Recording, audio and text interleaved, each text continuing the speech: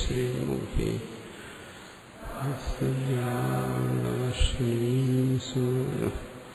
സങ്കീർത്തനാനാപി സാനന്ദമികാമേശ്വരി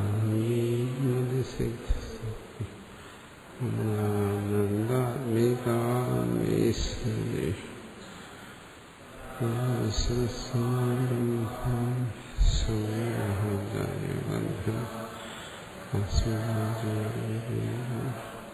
വന്ദേ ഗുരുപരമ്പര ശ്രീ ശ്രീപുരാണായം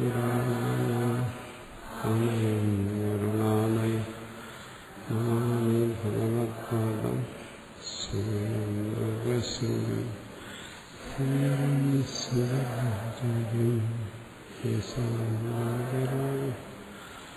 പ്രഭാഷ്യകൃതോ വന്ദേ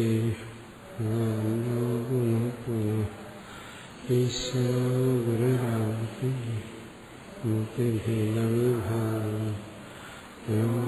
വ്യാപ്തദേഹായ ദക്ഷിണാമൂർത്തയേ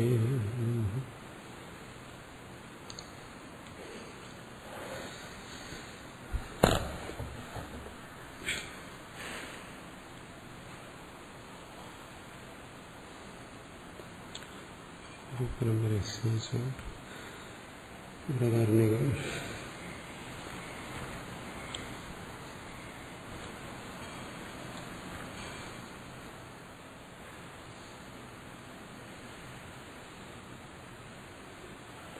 നിത്യോപാസീത എന്ന മന്ത്രത്തിനെ കുറിച്ചുള്ള ചർച്ചയാണ്. കഴിഞ്ഞ ദിവസം ചർച്ച ചെയ്തത് മുഴുവൻ ചോദ്യങ്ങളാണ്, പൂർവപക്ഷമാണ്. ഇത് ഉപാസീത എന്ന് പറയുന്നത് ജ്ഞാനം എന്നുള്ള അർത്ഥമല്ല, ധ്യാനിക്കുക എന്നുള്ള അർത്ഥമാണ് പൂർവപക്ഷി പറയുന്നത്.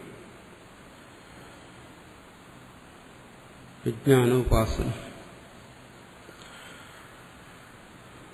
ഒരേ അർത്ഥത്തിലാണ്. അതുകൊണ്ട് അത് അപ്രാപ്തമാണ്, അത് വിധിച്ചിരിക്കുകയാണ്. അതിന് യുക്തിയും പറഞ്ഞു. എന്താണ്? പുരുഷൻ എന്തെങ്കിലും പ്രവർത്തിക്കണമെന്നുണ്ടെങ്കിൽ കേവലം വസ്തുസ്വരൂപത്തെക്കുറിച്ച് പറഞ്ഞാൽ പ്രവൃത്തി നടക്കത്തില്ല. ജുഹയാജേത എന്നെല്ലാം പറയുന്നത് പോലെ അത് മാത്രമല്ല, വേദത്തിൽ പറയുന്നുണ്ട്. ഹവിസ് കയ്യിലെടുത്ത് ദേവതയെ ധ്യാനിക്കാൻ പറയുന്നുണ്ട്. മന്തവ്യോ നിധിധ്യാസിതവ്യോ ഇതെല്ലാം മാനസിക ക്രിയയെ വിധിക്കുന്നു. അതുമാത്രമല്ല, വൈദിക നിയമം അനുസരിച്ചും വിധിക്ക് ഭാവന, അതിന് കിം കേന കഥം എന്ന് 3 അംശങ്ങളുണ്ട്. അതുകൊണ്ടാണ് ആകാംക്ഷ പൂർത്തി വരുന്നത്. ഉപാസീത എന്ന് കേൾക്കുമ്പോൾ അവിടെ ആകാംക്ഷ ഉണ്ടാവും. എന്തിനെ, എന്തുകൊണ്ട്, എങ്ങനെ പറഞ്ഞു. ത്യാഗ ബ്രഹ്മചര്യ സമൃദ്ധം ഉപരതി, അവളോടുകൂടി ഉപാസിക്കണം. ബാക്കിയുള്ള വാക്കുകളോ ഏകമേവാദ്വിതീയം, അതെല്ലാം ഈ ഉപാസനയ്ക്ക് വേണ്ടി അതിന്റെ അംശമായിട്ടാണ്. അതുമാത്രമല്ല, ഇവിടെ പറഞ്ഞിരിക്കുന്നു വിജ്ഞായ പ്രജ്ഞാം കർവീത. ആദ്യം ശ്രവണത്തിൽ നിന്ന് ജ്ഞാനം നേടണം. അത് കഴിഞ്ഞ് അതിനെ ധ്യാനിച്ച് സാക്ഷാത്കരിക്കണം. എന്തുകൊണ്ട്? ദ്രഷ്ടവ്യോ ശ്രോതവ്യോ മന്ദവ്യോ നിധിധ്യാസിതവ്യോ എന്നാ പറഞ്ഞിരിക്കുന്നത്. അപ്പൊ ശ്രവണം കൊണ്ട് ജ്ഞാനം ഉണ്ടാകാത്തതുകൊണ്ടാണ് മനന നിധിധ്യാസനങ്ങളിലൂടെ അതിനെ സാക്ഷാത്കരിക്കണമെന്ന് പറഞ്ഞു. അപ്പൊ സാക്ഷാത്കാരമാണ് ജ്ഞാനം. ആത്മവിഷയം വേദവാക്യ ജനിതം വിജ്ഞാനം.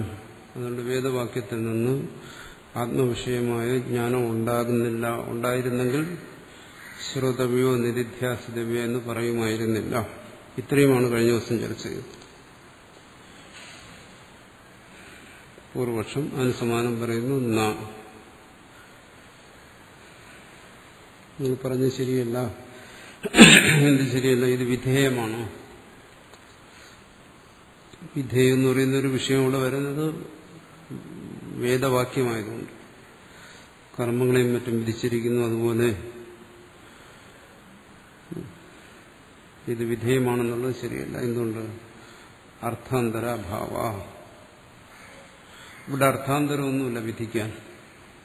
അതെന്താണ് അർത്ഥാന്തരം? അത് പറയുന്നു നജാത്മേത്യവ ഉപാസിത ഇത്യപൂർവവിധി കസ്മാത് ആത്മസ്വരൂപ കഥന അനാത്മപ്രതിഷേധ വാക്യജനിത വിജ്ഞാന വ്യതിരേകേണ അർത്ഥാന്തരസ്യ കർത്തവ്യസ്യ മാനസസ്യ ബാഹ്യസ്യ വ അഭാവ.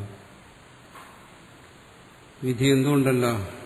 തത്ര ഹി വിധി സാഫല്യം യത്ര വിധിവാക്യശ്രവണമാത്ര ജനിത വിജ്ഞാനം വ്യതിരേകേണ പുരുഷപ്രവൃത്തർ ഗമ്യത്തെ യഥാ ദർശപൂർണമാസാഭ്യാം സർവകാമ വിദ്യദൈത്യമാതോ നഹി ദർശപൂർണമാസ വിധിവാക്യജനിത വിജ്ഞാനമേവ ദർശപൂർണമാസാനുഷ്ഠാനം തച്ച അധികാരാദ്യപേക്ഷാനുഭാവി നത് നേതി നേതിത്യാത്മപ്രതിപാദക വാക്യജനിത വിജ്ഞാനം വ്യതിരേകേണ ദർശപൂർണമാസാധിപത് പുരുഷം വ്യാപാര സംഭവതി സർവവ്യാപാരോപശമഹേതുത്വാ തദ്വാക്യജനിത വിജ്ഞാനസ്യ നഹി ഉദാസീന വിജ്ഞാനം പ്രവൃത്തിജനകം അബ്രഹ്മാനാത്മവിജ്ഞാന നിവർത്തകത്വാച്ഛേകമേവ അദ്വിതീയം തത്വമസിത്യവുമാദിവാക്യാനം തന്നിവർത്തവും പ്രവൃത്തിരുപബദ്ധ്യതേ വിരോധാ. അർത്ഥാന്തരാഭാവം എന്ന് പറയുന്നതിനെ വ്യാഖ്യാനിച്ചാണ് ഇതുവരെ. വിധിയിൽ എന്തുകൊണ്ട്? ആത്മീയത്യ ഉപാസിത എന്ന് പറയുന്നത് ഒരു അപൂർവ വിധിയല്ല. അത് വിശദീകരിക്കുകയാണ്. എന്തുകൊണ്ട്? കസ്മാത് ആത്മസ്വരൂപ കഥന അനാത്മപ്രതിഷേധ വാക്യജനിത വിജ്ഞാന വ്യതിരേകേണ അർത്ഥാന്തരസ്യ കർത്തവ്യസ്യ മാനസസ്യ ബാഹ്യസ്യ. ഇവിടെ നേതി നേതി ആത്മേവേദം സർവം ബ്രഹ്മേവേദം സർവം തത്വമസി. ഇവിടെ ഒരു സ്ഥലത്തും തന്നെ ഈ ആത്മസ്വരൂപത്തെ ബോധിപ്പിക്കുന്നു.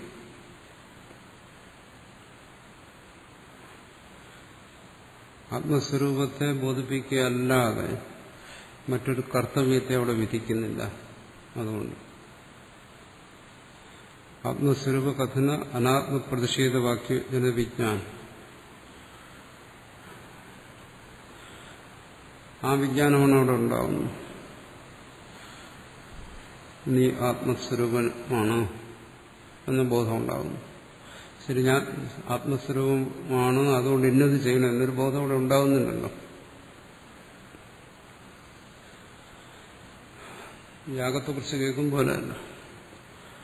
യാഗത്തെക്കുറിച്ച് കേൾക്കുമ്പോൾ സ്വർഗകാമനയുണ്ടെങ്കിൽ നീ സ്വർഗത്തിന് വേണ്ടി യാഗം ചെയ്യണം തുടങ്ങിയ ജ്ഞാനങ്ങളെല്ലാം അവിടെ ഉണ്ടാവും, അറിവുണ്ടാവും.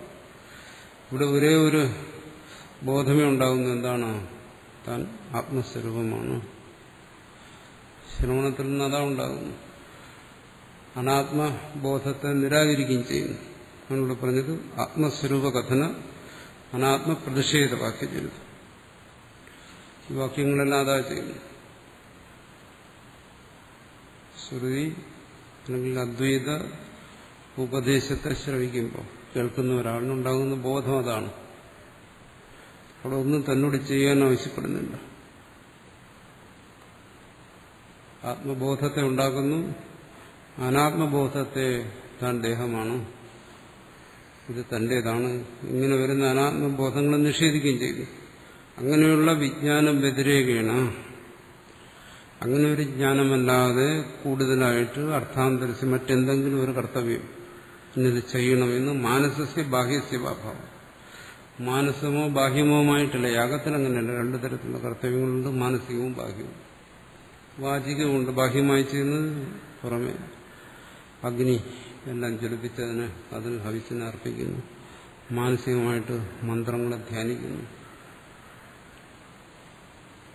ഇവിടെ അതൊന്നും പറയുന്നില്ല. നീ ഇന്ന മന്ത്രത്തെ ധ്യാനിക്കണം, നീ ഇന്ന പ്രവൃത്തി ചെയ്യണം,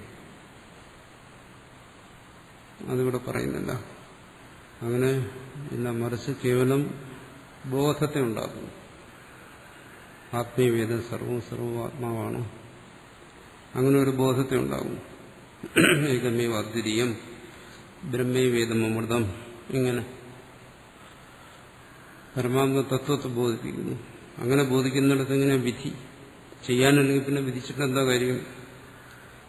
തത്ര ഹി വിധേയ സാഫല്യം എത്ര വിധിവാക്യ ശ്രവണം മാത്രം ജനിത വിജ്ഞാനം വ്യതിരികേണ പുരുഷ പ്രവൃത്തർഗമ്യം. വിധി എവിടെയാണോ സാർത്ഥകമാകുന്നത്? വിധിവാക്യം ശ്രവിച്ച് അതിൽ നിന്ന് അറിവുണ്ടായി ആ അറിവിനനുസരിച്ച് പ്രവർത്തിക്കുന്നു. അങ്ങനെ പ്രവർത്തിക്കാനുണ്ടെങ്കിൽ അതാണ് വിധിവാക്യശ്രവണ മാത്ര ജനിത. വിധിവാക്യത്തിൽ നിന്നും ജ്ഞാനമുണ്ടായി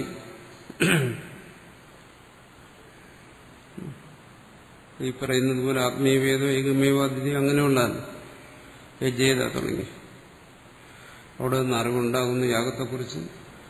അവിടെ ജ്ഞാനം പോരാ, ജ്ഞാനത്തിനപ്പുറം പ്രവൃത്തി വേണം. പുരുഷപ്രവൃത്തർ ഗമ്യത, അവിടെ പുരുഷപ്രവൃത്തിയുണ്ട്. പിന്നെ അയാൾ എന്തെല്ലാം ചെയ്യണം, എന്തെല്ലാം ധനത്തെ സഞ്ചയിക്കണം, ഒരുപാട് സഞ്ചയിച്ച് പിന്നീട് അവിടെ യാഗം അനുഷ്ഠിക്കണം. വൃത്തിക്കുകൾ വേണം, ഒരുപാട് കാര്യങ്ങൾ അവിടെ ആവശ്യമുണ്ട്. ഇവിടെ അതൊന്നുമില്ല. ആ അറിവ് ശ്രുതി ബോധിപ്പിക്കുന്ന അറിവിനപ്പുറം കർത്തവ്യമായിട്ടൊന്നുമില്ല. ഇവിടെ ശ്രുതി ബോധിപ്പിക്കുന്ന അറിവെന്ന് പറയുന്ന അദ്വൈത ജ്ഞാനമാണ്. മറ്റെന്തെങ്കിലും ജ്ഞാനമാണെങ്കിൽ അവിടെ കർത്തവ്യങ്ങൾ, ഉപാസനയാണെങ്കിൽ അവിടെ ചെയ്യാൻ പറയും.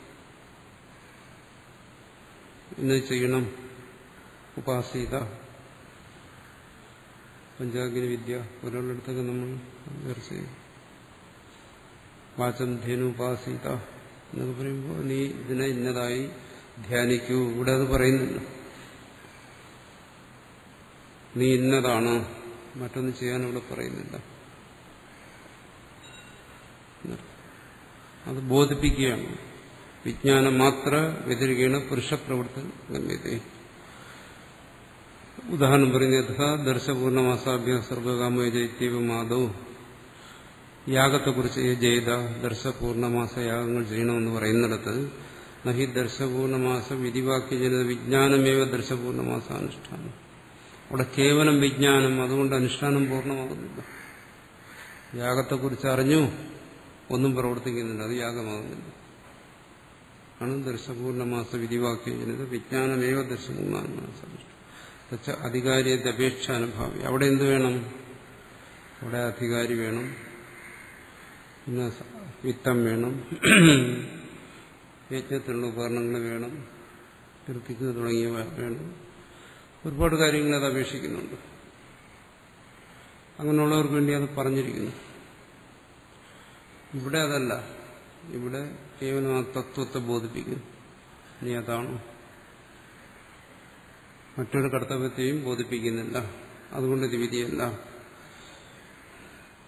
അതാണ് എന്നതു നേതി നേതി ഇത്യാധ്യാത്മപ്രതിപാദക വാക്യജനിത വിജ്ഞാന വ്യതിരേകേണ ദർശപൂർണമാസാധിപത് പുരുഷ വ്യാപാര സംഭവതി. ഇവിടെ എന്താണ് നേതി നേതി? അല്ല അല്ല. അവിടെ ചെയ്യാൻ ആവശ്യപ്പെടുകയാണ്, നീ ഇത് ചെയ്യണം. ഇവിടെ എന്ത് ചെയ്യുന്നു? ആ കർത്തൃത്വത്തെ നിഷേധിക്കുകയാണ്. ചെയ്യരുതെന്ന് ആവശ്യപ്പെടുകയല്ല, കർത്തൃത്വത്തെ തന്നെ നിഷേധിക്കും. താൻ ചെയ്യുന്നവനാണ്, താൻ അതിന്റെ ഫലത്തെ അനുഭവിക്കുന്നവനാണെന്നുള്ള വിചാരങ്ങളെ തന്നെ നിഷേധിക്കുന്നു. പിന്നെ എവിടെയാ ചെയ്യുന്നത്? പിന്നെന്താ ചെയ്യാനുള്ളത്? അതാണ് നേതി നേതി ഇത്യാദി ആത്മപ്രതിപാദവാക്യജനത വിജ്ഞാനം വ്യതിരേകേണ ദർശപൂർണമാസാധിപത്. ആ യാഗത്തെ പോലെ പുരുഷ വ്യാപാരം എന്ന സംഭവം ഇവിടെ പുരുഷപ്രവൃത്തി സംഭവിക്കത്തില്ല. കർത്തൃത്വത്തെ തന്നെ നിഷേധിച്ചിട്ട് അജ്ഞാനം കൊണ്ട് താൻ കർത്താവാണ് എന്ന് കരുതി ചെയ്യുന്ന പ്രവൃത്തി, അതിന് മൂലകാരണമായിരിക്കുന്ന ആ കർത്തൃത്വത്തെ നിഷേധിച്ച് നീ അങ്ങനെ ചെയ്യുന്നവനല്ല, ചെയ്യേണ്ടവനല്ല, നിന്നിൽ അങ്ങനെ ഒരു ധർമ്മമില്ല എന്ന് പറഞ്ഞു. ഇതെങ്ങനെ ചെയ്യുന്നത്? എന്ത് ചെയ്യണം? ശാരീരികമോ മാനസികവുമായ പ്രവൃത്തികൾക്ക് അത് ഒരു പ്രേരണ കൊടുക്കുന്നില്ല. മറിച്ച് അത് നേതി നേതി സർവത്തെ നിഷേധിക്കുകയാണ്. സർവവ്യാപാര ഉപശമഹേതുത്വ വാക്യജനിത വിജ്ഞാനസ്യ. വാക്യജനിതമായ വിജ്ഞാനം അത് കർത്തൃത്വത്തെ തന്നെ നിഷേധിക്കുന്നുണ്ട്. സർവപ്രവൃത്തികളുടെയും അവസാനത്തെയാണ് അത് കാണിക്കുന്നത്. നഹി ഉദാസീന വിജ്ഞാനം പ്രവൃത്തിജനകം. ആ ഉദാസീനതയെ ബോധിപ്പിക്കുന്ന വിജ്ഞാനം. പ്രവൃത്തി അല്ലെങ്കിൽ നിവൃത്തി, അതാണ് ഉദാസീന വിജ്ഞാനം.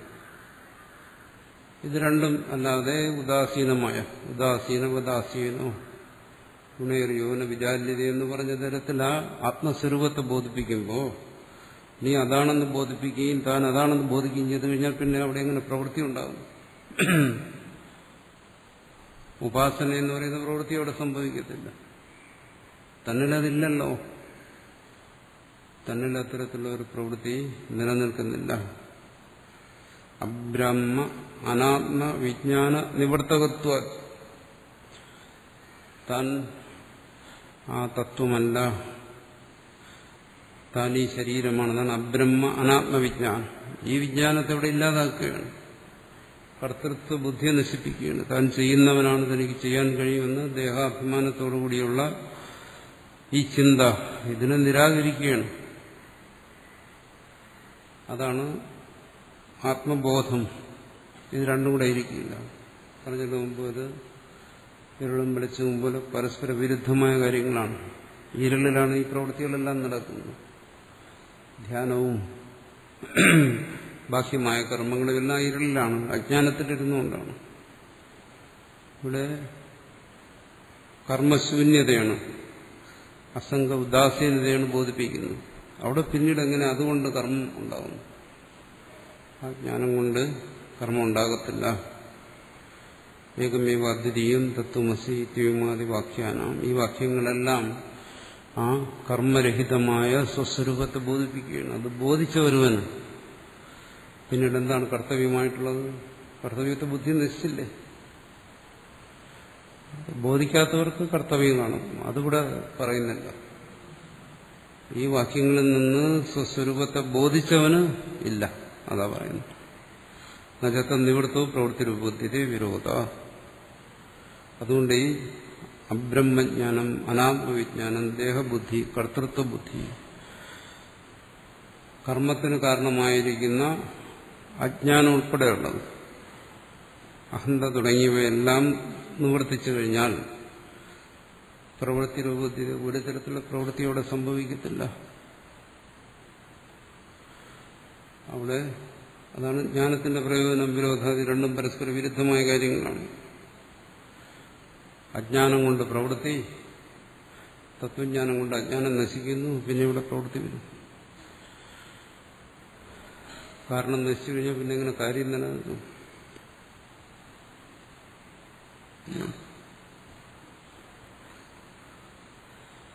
അപ്പോൾ ഇവിടെ ചോദിക്കുന്നു, വാക്യജനിത വിജ്ഞാനം മാത്രം ബ്രഹ്മ അബ്രഹ്മ അനാത്മജ്ഞാനം നിവൃത്തിരിച്ചിരിക്കുന്നു. പറയുന്നു വാക്യജനിത വിജ്ഞാനം മാത്രം, കേവലം ഉപനിഷത്ത് ശ്രവിക്കുക, തത്വശ്രവിക്കുക, അതുകൊണ്ട് മാത്രം ഉടനെ അതിൽ നിന്ന് ജ്ഞാനം ഉണ്ടാകുന്നു.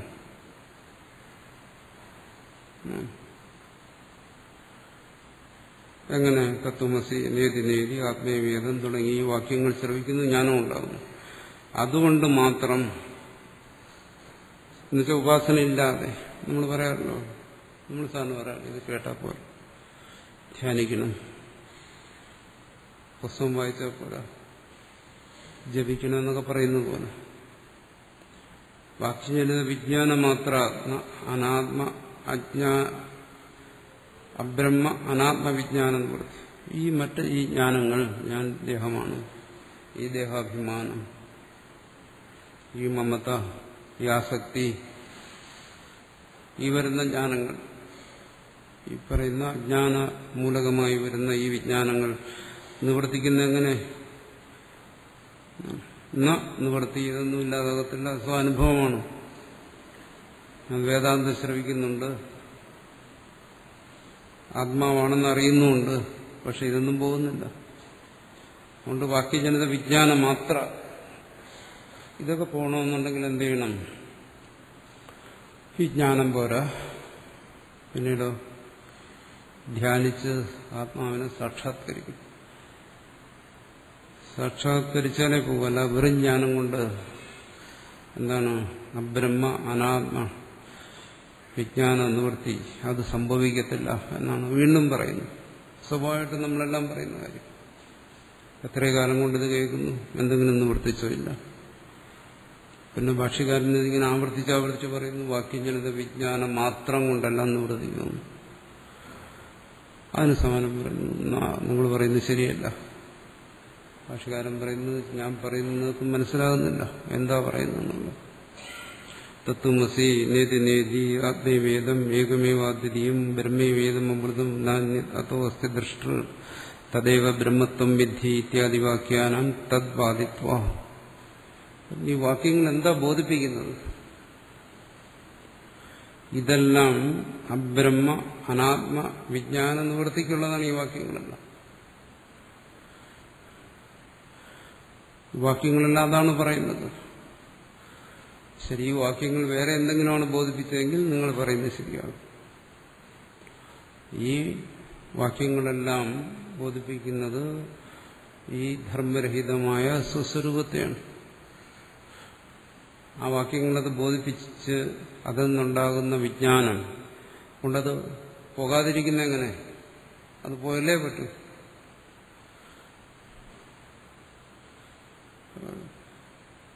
പറയുന്നതല്ല എന്നാണ് പൂർവപക്ഷിയെ സമ്മതിക്കാൻ തയ്യാറില്ല. അങ്ങനെ ഈ വേദാന്തം കേട്ടതുകൊണ്ട് ഇവിടെ ഒരു പ്രശ്നവും പരിഹരിക്കുന്നില്ല. എത്ര കാലം കൊണ്ട് കേൾക്കുന്നു, ഒന്നും പരിഹരിച്ചിട്ടില്ല. പിന്നെ എന്തിനു വേണ്ടിയിട്ടാണ് ദൃഷ്ടവ്യവിധേഹി വിഷയസമർപ്പകാണി ഏതാണി ചെയ്ത് പറയുന്നു. ഇവിടെ പറയുന്നത് ധ്യാനിക്കാനുള്ള വിഷയങ്ങളെക്കുറിച്ച് പറയുകയാണ്. ആത്മീയവേദം തത്വമസി. ദൃഷ്ടവ്യവിധി എന്താണോ? ആത്മാവാ ഹരേ ശ്രോതവ്യം മന്ദവ്യം നിധ്യാസിതവ്യം ആത്മാവാ ഹരേ ദ്രഷ്ടവ്യം എന്നെല്ലാം പറയുന്നത്. ദൃഷ്ടവ്യവിധി ദർശിക്കണം. എങ്ങനെ ധ്യാനിക്കണം? ധ്യാനിച്ചതിനെ ദർശിക്കണം. അതിനുള്ള ദൃഷ്ടവിധിയുടെ വിഷയം എന്തിനെ ധ്യാനിക്കണം? അവിടെ പറഞ്ഞു തത്വമസി നേതി നേതി, അങ്ങനെ നീ ധ്യാനിക്കുക. ആത്മീയവേദമെന്ന് ധ്യാനിക്കുക. അതിനൊരു വിഷയം വേണ്ടേ? നിധ്യാസിതവ്യ, നീ ഉപാസിക്കണമെന്ന് പറഞ്ഞു. എന്താ ഉപാസിക്കേണ്ടത്? എന്തിനെങ്കിലും ഉപാസിച്ചാൽ മതി. അവിടെ പറയുന്നു ബ്രഹ്മവേദം അമൃതം എന്ന് ഉപാസിക്കുക. അത് വിധിയാണ്. അപ്പോൾ ആ ദൃഷ്ടവ്യ വിധിക്കുള്ള വിഷയസമർപ്പകാണ് ഏതാണ്. മനസ്സിലായിട്ട് പറയും, എന്താണ് നിങ്ങൾ തത്വത്തെ ശ്രവിക്കുക, അപ്പോൾ ഇന്നതാണെന്ന് മനസ്സിലാക്കുക. അത് കഴിഞ്ഞിട്ട് എവിടെയെങ്കിലും പോയി ഏകാന്തത്തിൽ പോയിരുന്നതിനെ ധ്യാനിക്കുക. അപ്പോൾ നിങ്ങൾക്ക് ജ്ഞാനം ഉണ്ടാവും എന്ന് പറയും. അതുപോലെയാണ് ദൃഷ്ടവ്യ വിധിക്ക് വിഷയത്തെ സമർപ്പിക്കേണ്ടത്, വിഷയത്തെ കൊടുക്കേണ്ടതല്ല. ഉപാസനയ്ക്കുള്ള വിഷയത്തെ കാണിച്ചു കൊടുക്കണം. നീ ഇന്നതിനെ ഉപാസിക്കൂ. അല്ല, ഇതിന്റെ അവസാനമല്ല, ഇതൊരു തുടക്കമാണ്. ശരിയല്ല, വീണ്ടും മനസ്സിലാകുന്നില്ല. അതല്ല ഞാൻ പറഞ്ഞു വരുന്നത്. ഞാൻ പറഞ്ഞു വരുന്നത് ശ്രവണത്തെക്കുറിച്ച് തന്നെയാണ്. ധ്യാനത്തെക്കുറിച്ചോ ഉപാസനയെക്കുറിച്ചോ അല്ല. ശ്രവണം ആ വാസ്തവ സ്വരൂപത്തെ വെളിപ്പെടുത്തുന്നു. അത് തന്നെയാണ് പറയുന്നത്. അത് തന്നെയാണ് ജ്ഞാനം. ഇനി രണ്ടാമതൊരു ജ്ഞാനമില്ല. ധ്യാനിച്ചിട്ടുണ്ടാകുന്ന സാക്ഷാത്കാരം അങ്ങനെ ഒന്നില്ല. ശ്രവിക്കുമ്പോണ്ടായ ജ്ഞാനം തന്നെ എന്താണ്? അർത്ഥാന്തരാഭാവാദിത്യുക്തോത്രമേ. നേരത്തെ പറഞ്ഞല്ലോ, എങ്ങനെയാണോ യജേത എന്ന് കേൾക്കുമ്പോൾ യാഗം ചെയ്യണമെന്ന് ജ്ഞാനം ഉണ്ടാകുന്നത്, അതുപോലെ ഇവിടെ ആത്മീയവേദം ബ്രഹ്മേവേദം എന്ന് കേൾക്കുമ്പോൾ ആ ബ്രഹ്മസ്വരൂപത്തെക്കുറിച്ച് ജ്ഞാനം ഉണ്ടാകും, അറിവുണ്ടാകും. അവിടെ ഇനി ഒന്ന് ചെയ്യണമെന്നുള്ള അർത്ഥാന്തരം ഇതെക്കുറിച്ച് പറയുന്നില്ല. ഇനി ഇതുകൂടി ചെയ്യുമെന്ന് പറയുന്നില്ല. അവിടെ ഒരിടത്തും തത്വമസി എന്ന് പറഞ്ഞു കഴിഞ്ഞാൽ എന്താ? വേറെ എന്തെങ്കിലും ചെയ്യാൻ പറയുന്നുണ്ടോ? ഇല്ല. അത് മുമ്പ് പറഞ്ഞ കാര്യമാണ്. വീണ്ടും നിങ്ങൾ അത് തന്നെ ആവർത്തിക്കുന്നു. എന്തുകൊണ്ട് പറഞ്ഞത് മനസ്സിലാക്കാത്തുണ്ട്. ശ്രവണത്തിൽ നിന്ന് തന്നെ ജ്ഞാനം ഉണ്ടാകുന്നു എന്നാണ്. അത് ഒന്നുകൂടി ഇനി വ്യക്തമായി പറഞ്ഞുതരാം. എന്താണോ? ആത്മവസ്തു സ്വരൂപ സമർപ്പകീരേവ വാക്യേഹി തത്വമസി ഇത്യാദിഭി ശ്രവണകാലേ ഏവ. അതാണ് സാമാന്യ സംസ്കൃതം അറിയാവുന്നവർക്കെല്ലാം മനസ്സിലാവും. ശ്രവണകാലേ ഏവ, ശ്രവിക്കുന്ന സമയത്ത് തന്നെ അല്ല, ശ്രവിച്ചതിന് ശേഷം.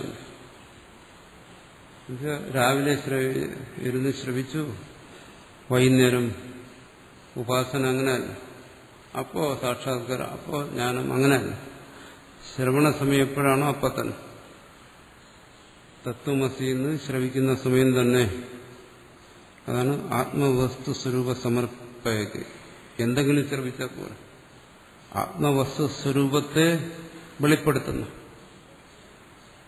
എങ്ങനെ? തത്വമസി, ആത്മീയവേദം, നേതി നീതി, ഏകമേവാദ്യതി, ഇതൊക്കെ ആത്മവസ്തു സ്വരൂപത്തെ വെളിപ്പെടുത്തുന്ന വാക്യങ്ങളാണ്. വാക്യഹി എന്താണ്? തത്വമസി ഇത്യാദിഭിഹി, ഈ വാക്യങ്ങൾ കൊണ്ട് ശ്രവണകാലേ ഏവ, യാതൊരു സംശയത്തിനുള്ള കൊടുക്കുക, അസന്നിഗ്ധമായി പറയുകയാണ്. ഇത് ശ്രവിക്കുന്ന സമയത്ത് തന്നെ തദ്ദർശനസ്യ കൃതത്വം, അപ്പോൾ തന്നെ സാക്ഷാത്കാരം സംഭവിച്ചു.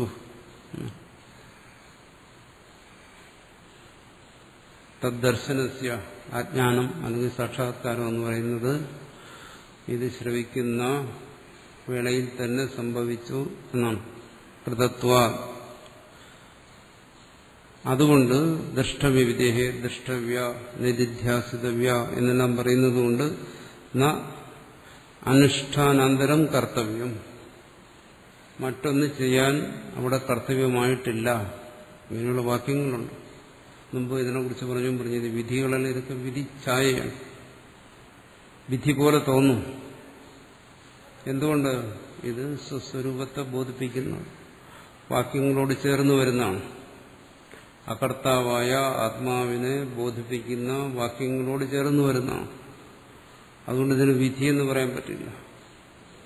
വിധിക്കുന്നതിന് വേണ്ട ഒന്നിനെ അവിടെ ഇത് വെളിപ്പെടുത്തുന്നില്ല. മറിച്ച് വിധിക്കുന്നതിന് എന്തൊക്കെയാണോ ആവശ്യമായിട്ടുള്ള കർത്തൃത്വാദികൾ അതിനെ നിഷേധിക്കുകയാണ്.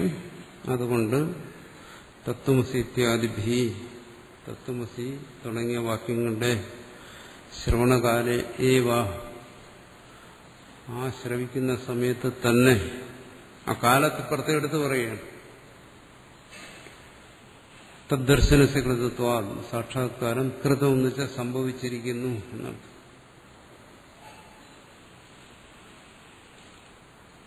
ദൃഷ്ടവിധേർന്ന അനുഷ്ഠാനാന്തരം കർത്തവ്യം. അതുകൊണ്ട് ദൃഷ്ടവ്യ നിധിധ്യാസിതവ്യ എന്നെല്ലാം പറഞ്ഞിരിക്കുന്നുണ്ട്. നിങ്ങൾ ഉദ്ദേശിക്കുന്നത് പോലെയുള്ള ഉപാസന അല്ലെങ്കിൽ ധ്യാനം കർത്തവ്യമായി വിധിക്കുന്നില്ല. ഇത് യുക്തോത്തരം, അതാണ് നേരത്തെ പറഞ്ഞു. യുക്തോത്തരം, സമാധാനം നേരത്തെ പറഞ്ഞു കഴിഞ്ഞാണ്. ഇപ്പോൾ തത്വമസി എന്ന് ശ്രവിക്കുന്ന സമയത്ത് ശ്രവണ സമകാലേ ഏവ എന്ന് പറഞ്ഞിരിക്കുന്നു. ആ ശ്രവിക്കുന്ന സമയത്ത് തന്നെ ദർശനം, ആത്മദർശനം സംഭവിച്ചിരിക്കുന്നു എന്ന് പറയും. അപ്പോൾ ആത്മദർശനം ഒരാൾക്ക് സംഭവിച്ചു കഴിഞ്ഞാൽ പിന്നെ ആത്മദർശനം സംഭവിച്ചോ ഇല്ലയോ എന്ന് സംശയം വരാൻ വഴിയില്ല. ആ ദർശനം സംഭവിച്ച എന്റെ മുമ്പിലിരിക്കുന്ന പുസ്തകത്തെ ഞാൻ പുസ്തകമാണെന്നറിഞ്ഞാൽ ഇത് പുസ്തകമാണോ അല്ലയോ എന്നൊരു സംശയം വരത്തില്ല. വസ്തു എങ്ങനെയോ അതിനെ അതുപോലെ അറിഞ്ഞു കഴിഞ്ഞു. പക്ഷെ ഇവിടെ അങ്ങനെയല്ല. ശ്രവണം പലതവണ കഴിഞ്ഞ് വീണ്ടും സംശയം. പിന്നെ ശ്രവണകാലേ ഏവ തദ്ദർശന സ്വീകൃതത്വം എന്ന് പറയുന്നതിന്റെ താല്പര്യം എന്താ?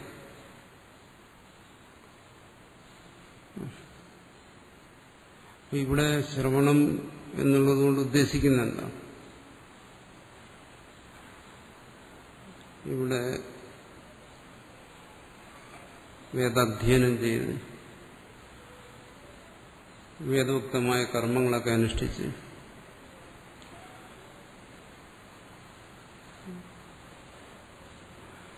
കാമ്യനിഷിദ്ധങ്ങളൊക്കെ ഒഴിവാക്കി കർമ്മങ്ങളെല്ലാം ഈശ്വരാർപ്പണമായി അനുഷ്ഠിച്ച്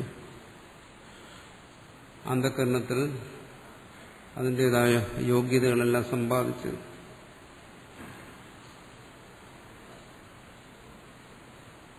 ആത്മജിജ്ഞാസയുണ്ടായി. അപ്പോഴാണ് താൻ ആരാണ് എന്നിങ്ങനെ ആത്മജിജ്ഞാസയുണ്ടായി. ഒരാള് ഈ ശ്രവണത്തിന് തയ്യാറാകുന്നു. പറഞ്ഞല്ലോ, പദാർത്ഥ സംഗതിയെല്ലാം ഉള്ള ഒരാൾ, യോഗ്യതകളെല്ലാം ഒരാള് ഈ ഇതിനെ ശ്രവിച്ചു കഴിഞ്ഞാൽ ആ ശ്രവണകാലത്തിൽ തന്നെ ഈ ജ്ഞാനം ഉണ്ടാകുന്നു. ഇപ്പോൾ ഒരാൾ ശ്രവിക്കുന്നു, അയാൾക്കങ്ങനെ സംശയരഹിതമായി ഈ ജ്ഞാനം ഉണ്ടാകുന്നുണ്ടെങ്കിൽ എൻ്റെ അർത്ഥം ശ്രവണം സംഭവിച്ചിട്ടില്ല എന്നർത്ഥം.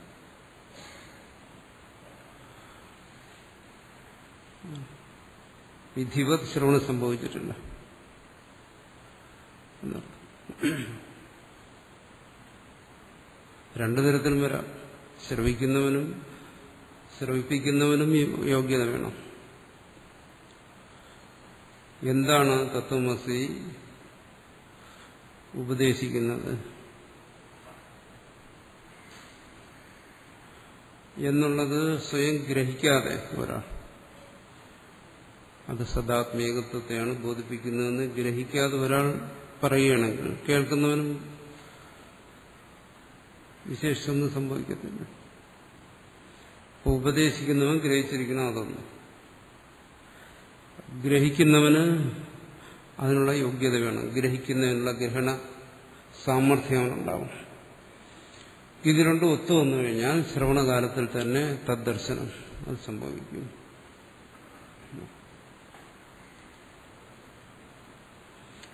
ശ്രവണകാലത്തിൽ തന്നെ ഇത് സംഭവിക്കുമെങ്കിൽ പിന്നെ മനന നിധ്യാസനങ്ങൾ എന്തിന്? മന്ദവ്യോ നിരിധ്യാസിതവ്യ എന്ന് പറയുന്നുണ്ടല്ലോ. അതെന്തിനു വേണ്ടി? ശ്രവണകാലത്തിൽ തന്നെ ആ ദർശനം സംഭവിക്കുന്നെങ്കിൽ അതിന്റെ ആവശ്യമില്ല, മനന നിധ്യാസനങ്ങളുടെ ആവശ്യമില്ല.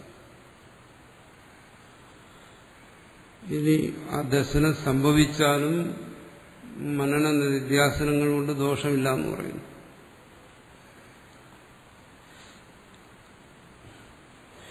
അവിടെ മനന നിധ്യാസനങ്ങൾ വിധിക്കല്ലേ?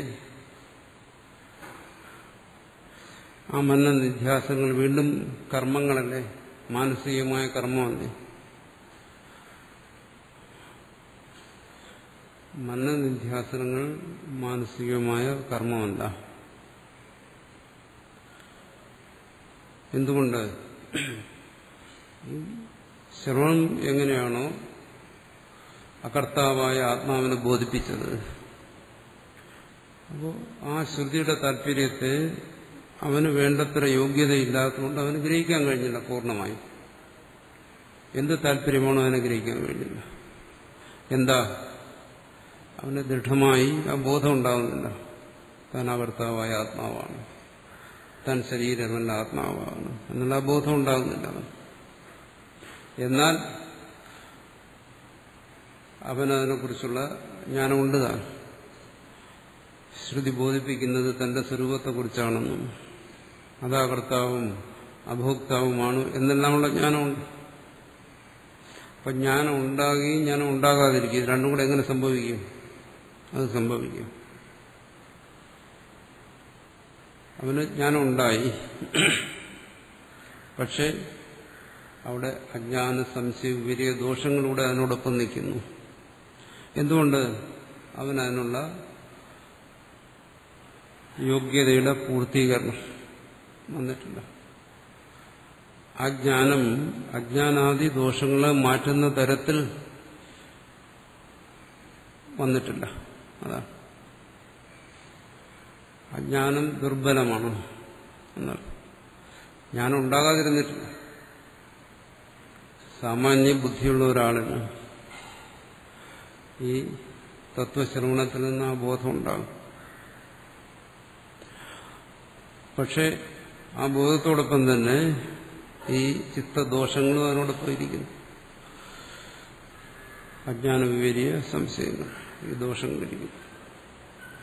അങ്ങനെ ആ ദോഷങ്ങളിരിക്കുമ്പോൾ അവിടെയാണ് മനന നിധ്യാസനങ്ങൾ വിധിച്ചിരിക്കുന്നത്. അവിടെ എന്താ പറയുന്നത്? ആ ജ്ഞാനത്തിൽ തന്നെ ഏതൊരു ജ്ഞാനത്തെയാണോ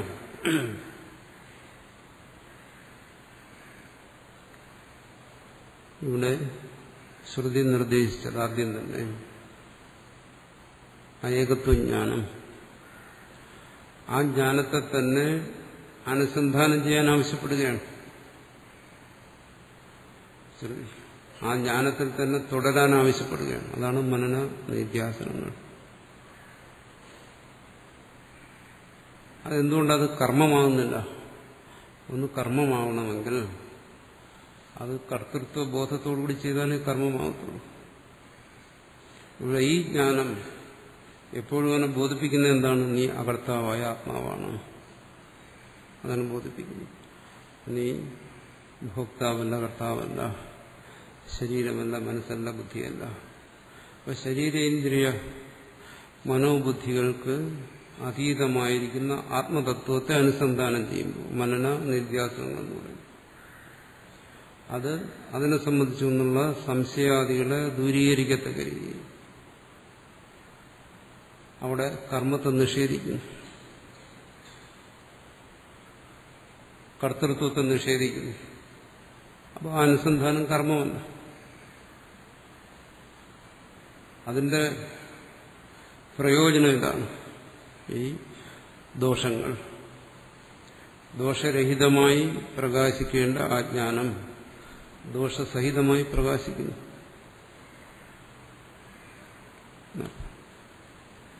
ഒന്ന്, ഇത് ശ്രവിക്കുമ്പോൾ ഒരു ബോധം ഉണ്ടാകാത്തത്. അങ്ങനെ സംഭവിക്കാം. ബദ്ധരനോട് ഉപദേശിച്ചു കഴിഞ്ഞാൽ എന്തെങ്കിലും ബോധം ഉണ്ടാകും? ബോധം ഉണ്ടാകത്തില്ല. ഉപദേശിക്കുന്ന ഭാഷ എന്താണെന്ന് അറിയില്ലെങ്കിൽ ബോധം ഉണ്ടാകും. അവിടെ ഉണ്ടാകത്തില്ല. അത് വിട്ടിട്ട് ആരാണോ നിരന്തരം ഇതിന്റെ ഈ ശ്രവണാദി സാധനങ്ങളിൽ തന്നെ മുഴുകിയിരിക്കുന്നത്, അവർക്കങ്ങനെ മുഴുകിയിരിക്കേണ്ട ആവശ്യം വരുന്നത് അവരിൽ ഈ അജ്ഞാന അതി ദോഷങ്ങൾ നിലനിൽക്കുന്നുണ്ടാണ്. അപ്പോൾ ആ ദോഷങ്ങൾ അത് എങ്ങനെ ഈ ജ്ഞാനം കൊണ്ട് തന്നെ മാറും.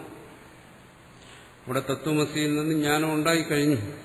ജ്ഞാനം ഉണ്ടായില്ലെങ്കിൽ പിന്നെ അവിടെ ശ്രമം ഉണ്ടാകത്തില്ല. ജ്ഞാനം ഉണ്ടായില്ലെങ്കിൽ ഒരിക്കലും അവനതിൽ തുടരാൻ കഴിയത്തില്ല.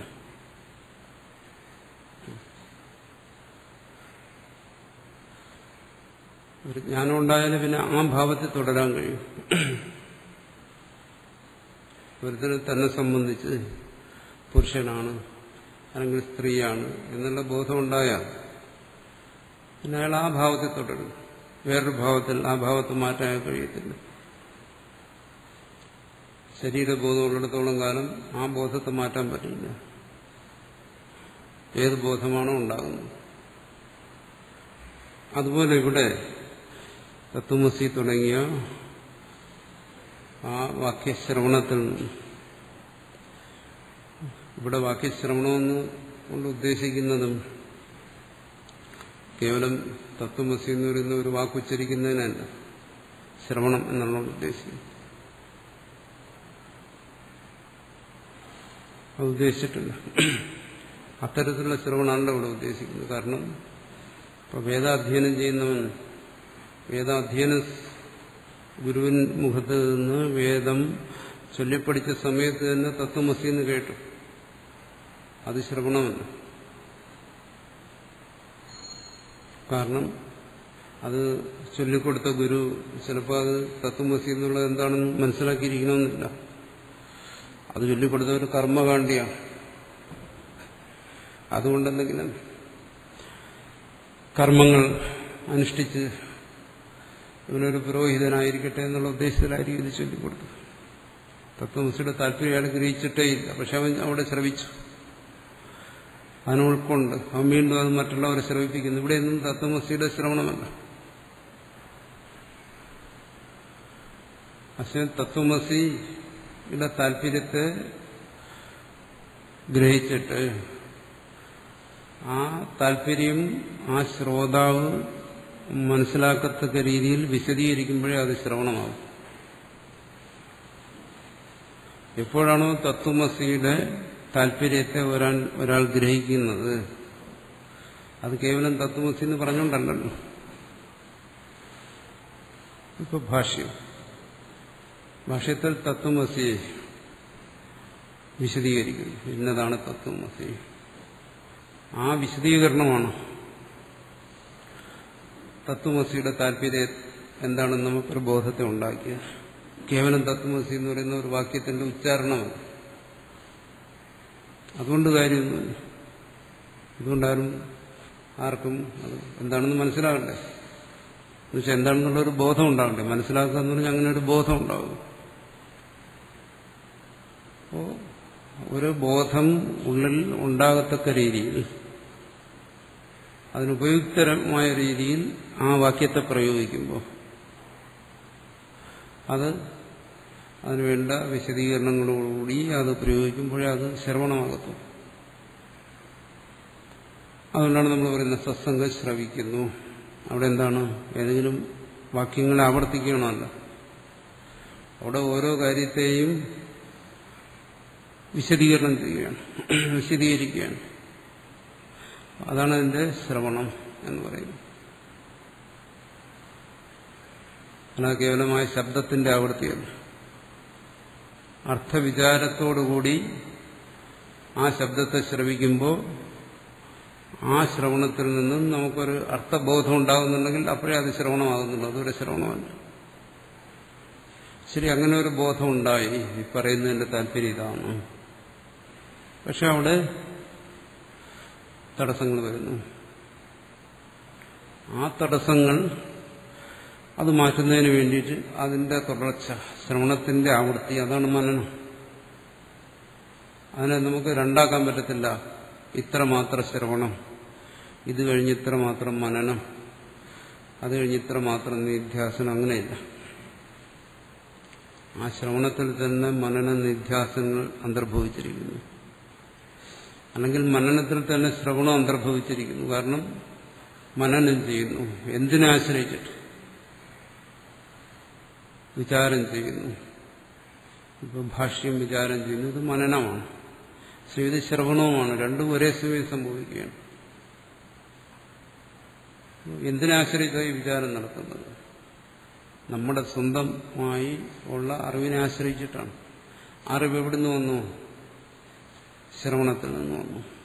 അപ്പോൾ ഏതൊരറിവിലാണോ സംശയാദി ദോഷങ്ങൾ അവശേഷിക്കുന്നത്, ആ അറിവിനെ ആശ്രയിച്ചിട്ടാണ് വീണ്ടും മുമ്പോട്ട് പോകുന്നത്. അപ്പോൾ അതിന് മനനമെന്ന് പറയും. അതിന്റെ ഓരോ അവസ്ഥയ്ക്കും വ്യത്യാസമില്ല. ബാഹ്യമായ ആശ്രയം കൂടാതെയും മനനം ആന്തരികമായി ചെയ്യും. ബാഹ്യമായ ശബ്ദത്തെ, പൊതുവെ സ്ഥൂലമായ ശബ്ദത്തെ ആശ്രയിച്ച് നമ്മൾ ശ്രവിക്കുന്നു.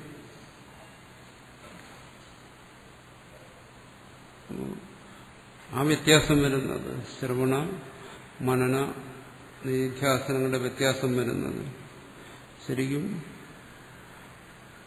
അന്തർമുഖതയുടെ വ്യത്യാസം. ശ്രവണത്തിൽ അയാൾ ബഹിർമുഖമായി ശ്രവിക്കാൻ പറ്റും. ശ്രവണേന്ദ്രിയം കേട്ടാലേ പറ്റും, അതിന് ശ്രവണമെന്ന് പറയാൻ പറ്റും. നമുക്കവിടെ ഗ്രന്ഥത്തെ ആശ്രയിക്കുന്നു, ആചാര്യനെ ആശ്രയിക്കുന്നു, ബാഹ്യമായ പലതിനെ ആശ്രയിക്കുന്നു.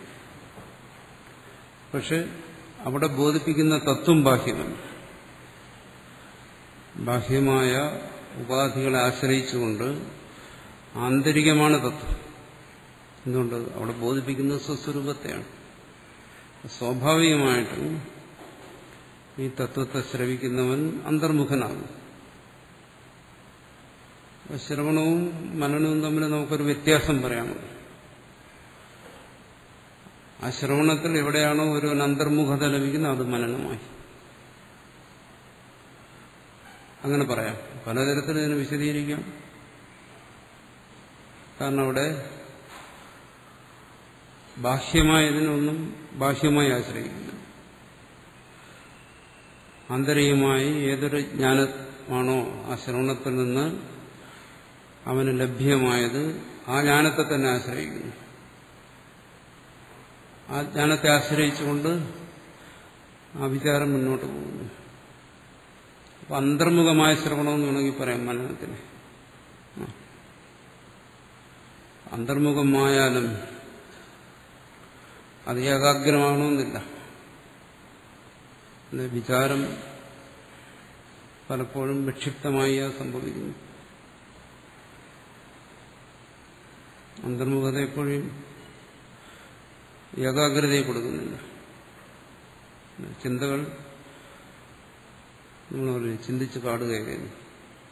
അപ്പൊ ചിന്തിച്ചു എന്ന് വിചാരിച്ചത് ഏകാഗ്രമാകണമെന്നില്ല. അപ്പോൾ അന്തർമുഖത കൂടുതൽ ഏകാഗ്രമാകുമ്പോൾ അതിനെ മനനം, നിധിധ്യാസനം, മനനത്തിൽ നിന്ന് അയാൾ നിധ്യാസനത്തിലേക്ക് പോകും. ഈ സന്ദർഭങ്ങളിലെല്ലാം ശ്രവണവും തുടരാം. എന്നുവെച്ചാൽ ഈ സന്ദർഭങ്ങളെല്ലാം ബഹിർമുഖമായി ആചാര്യന്റെ അല്ലെങ്കിൽ ഗ്രന്ഥത്തിന്റെയൊക്കെ സഹായം വീണ്ടും തേടാം. കാരണം ഇവിടെ ഓരോ സന്ദർഭങ്ങളിലും ഈ ജ്ഞാനത്തോടൊപ്പം നിൽക്കുന്ന ദോഷങ്ങളെ മാറ്റണം. സംശയരഹിതമായി ബോധിക്കുന്നു, വികല്പരഹിതമായി ബോധിക്കുന്നു, സ്വാനുഭവ രൂപത്തിൽ അത് ബോധിക്കണം. അതുകൊണ്ട് അന്തർമുഖമായി ഏകാഗ്രമായി ഈ ശ്രവണം മുന്നോട്ട് പോകുന്നു. അതിനാണ് മനന നിധ്യാസനങ്ങളെന്ന് പറയുന്നത്. ഇവിടെ ഒരു സ്ഥലത്തും തന്നെ കർമ്മമില്ല. ഇതിനൊന്നും കർമ്മമെന്ന് പറയാൻ പറ്റത്തില്ല. കാരണം അത് കർത്തൃത്വത്തെ നിഷേധിക്കുന്നു. ഇവിടെ ഒരിടത്തും തന്നെ ഒരാൾ ഈ തത്വത്തെ ഗ്രഹിച്ചിട്ടാണ് മുമ്പോട്ട് പോകുന്നതെങ്കിൽ അവിടെ കർമ്മത്തിന് കാരണമായിട്ടുള്ള അഹന്ത, രാഗം, ദേഷ്യം തുടങ്ങിയ സ്ഥാനങ്ങൾക്കൊന്നും അവിടെ യാതൊരു സ്ഥാനമില്ല. അത് മാത്രമല്ല, ഇവിടെ അജ്ഞാന സംശയ വിപരീയ ദോഷങ്ങളെ നിരാകരിക്കുന്നു. അതിൽ മുഖ്യമായി വരുന്ന ഈ അജ്ഞാനമാണ് കർമ്മത്തിന് കാരണമായിരിക്കുന്നത്. അപ്പൊ അജ്ഞാനദോഷത്തെ തന്നെ ഇവിടെ നിരാകരിക്കുകയാണെങ്കിൽ കർമ്മകാരണമായ, കർമ്മത്തിന് മൂലകാരണമായിരിക്കുന്ന അജ്ഞാനത്തെ തന്നെ നിരാകരിച്ചു പോകുന്നെങ്കിൽ പിന്നീട് ഇതെങ്ങനെ കർമ്മമാകും? ഉപാസന എങ്ങനെയാണ്? ഉപാസനയിൽ അവിടെ താൻ എന്നുള്ള ബോധമുണ്ട്. താൻ ഉപാസിക്കുന്നവനാണ്. അവിടെ തന്റെ വിഷയമായി ഒന്നുണ്ട്, സാലഗ്രാമമുണ്ട്. അതിനെ വിഷ്ണുവാണെന്ന് സങ്കല്പിക്കുന്നവൻ താനാണ്. ആ തരത്തിൽ പോകുന്നു.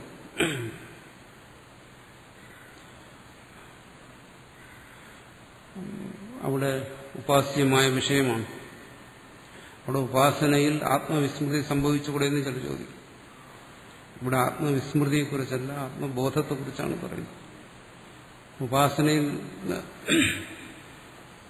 ആത്മവിസ്മൃതി ഉപാസ്യമായ എന്തോ അതിന്റെ സാക്ഷാത്കാരത്തിന് സഹായിക്കും. പക്ഷെ ഇതങ്ങനെയല്ല. ഇവിടെ ആത്മബോധമാണ്. ആത്മബോധം കർത്തൃത്വാദി ദോഷങ്ങൾ, അതിനു കാരണമായിരിക്കുന്ന അജ്ഞാനം, അതിനെ തന്നെ നിഷേധിച്ചുകൊണ്ടാണ് പോകുന്നത്. അവനൊരിക്കലും അതിനെ വളർത്താൻ നോക്കുന്നില്ല, അതിനെ ദൃഢപ്പെടുത്താൻ നോക്കുന്നില്ല. കാരണം കർത്തൃത്വാദി ദോഷങ്ങൾ പരിചയിച്ച് ദൃഢപ്പെടുന്നതാണ്, അഭ്യാസം കൊണ്ട് ദൃഢപ്പെടുന്നതാണ്. പറയുന്നു അനാദിയായ ജീവന്റെ അഭ്യാസം കൊണ്ട് ദൃഢപ്പെട്ടു പോയതാണ്. അതിനെ വിവേകം കൊണ്ട് നിരാകരിക്കുകയാണ്. അവിടെ പിന്നെ വീണ്ടും അങ്ങനെ കർത്തൃത്വം വരും. അത് ഈ ജ്ഞാനത്തിന്റെ ഒരു ഗതിയാണ്. അവിടെ കർത്തൃത്വാദികളൊന്നും ആരോപിക്കാൻ പറ്റത്തില്ല. മറിച്ച് അത് ആ കർത്തൃത്വാദി ആരോപങ്ങളുടെ നിവൃത്തിയാണ് സംഭവിച്ചുകൊണ്ടിരിക്കുന്നത്. അതുകൊണ്ട് ഉപാസനയും ഇതും തമ്മിൽ വ്യത്യാസമുണ്ട്. പിന്നെ ഇവിടെ ഭാഷ്യകാരൻ ഉപാസനയോട് ഒരു തരത്തിലും സന്ധി ചെയ്യുന്നില്ല. കേവലമായ ആ ശ്രവണം അതിനാണ്. ശ്രവണത്തെ തുടർന്ന് സംഭവിക്കുന്നതല്ല ശ്രവണത്തിന്റെ ഭാഗം. കാരണം ശ്രവണത്തിൽ സംഭവിച്ചത് ഏതാണോ ആ ജ്ഞാനം അതിന്റെ അനുസന്ധാനമാണ്. അത് കൂടുതലായിട്ടൊന്നും അതിലുള്ള ദോഷങ്ങൾ മാറ്റുന്നേ ഉള്ളൂ. അതുകൊണ്ട് അഹംഗ്രഹ ഉപാസന എന്ന് പറയുന്നതിന് പോലും ഇവിടെ ഭാഷ്യകാരെ സ്വീകരിക്കുന്നു. ചില ആചാര്യന്മാർ അദ്വൈതികൾ അതിനെയൊക്കെ സ്വീകരിക്കുന്നുണ്ട്. പാക്ഷികമായ സിദ്ധാന്തങ്ങളാണ്. പക്ഷെ ഇവിടെ അത്തരത്തിലുള്ള ഒരു തരത്തിലുള്ള ഉപാസനയും സ്വീകരിക്കുന്നില്ല. അപ്പം മനന നിധിധ്യാസനങ്ങൾ അതേസമയം സാർത്ഥകമാകുന്നുണ്ട്. എന്തുകൊണ്ട്? ശൃണ്വന്തോപി, ഇത് കേട്ടിട്ടും അനേകം പേർക്ക് ഇത് ലഭിക്കുന്നില്ല എന്ന് പറയുന്നില്ല ശ്രുതികൾ. അങ്ങനെ പറയുന്നുകൊണ്ട് മനന നിധ്യാസനങ്ങൾ അവിടെ ആവശ്യമായി വരുന്നു. അതുകൊണ്ട് ഇതിലൊരു സംശയത്തിന്റെ കാര്യം. അപ്പോൾ ഇതങ്ങനെ